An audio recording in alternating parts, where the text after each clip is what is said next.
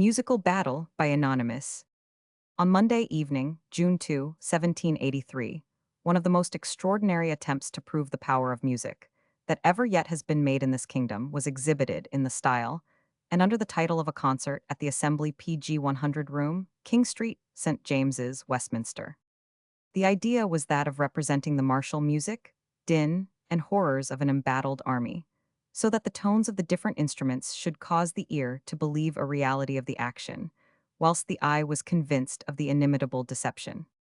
The entertainment commenced with a grand overture, composed for two orchestras, and divided into allegro, andante, and presto parts as a prologue to the battle. The call to arms followed, and several random cannon and musket shots, interchanged between the two orchestras, were so distinctly imitated in music that we were led to imagine the actual presence of the bursting POW PG 101 dare and the real noise of the whistling ball. These gradually increased as the armies were supposed to near their distance, until an allegro moderato gave the thunder of the artillery, the regular fire of the platoons, the press from one army on the redoubt of the other, the final attack upon the first line with musketry, and then carrying the redoubt by storm.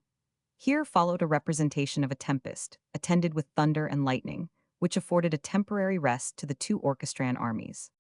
A recitative, with accompaniments, expressed a council of war, after which the signal was given for the cavalry of the conquering army to attack. Then, a most perfect and harmonious imitation of the galloping and trotting of PG 102 the horses, the discharge of the carbines and pistols, and the clashing of swords followed. Here the supposition of a defeat gave further scope to the inventive faculties of the designer, and proved the executive powers of the band to imitate the total rout of the conquered army, the sound of the retreat, the signal to pursue, with the bustle, noise, and clamor, naturally attending, until the victorious troops beat a halt, in consequence of the brave resistance of that division, which covered the retreat of the vanquished army.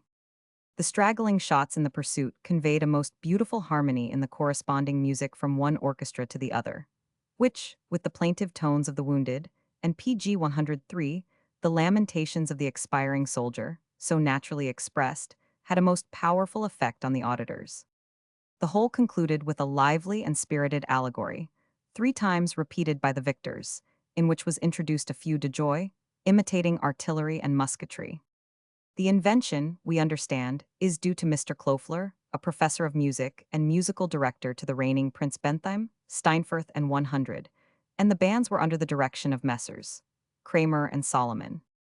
There were upwards of 300 persons present, mostly of the first rank, among whom were the foreign ambassadors. The company expressed the highest satisfaction and retired perfectly delighted with their evening's entertainment. PG 104.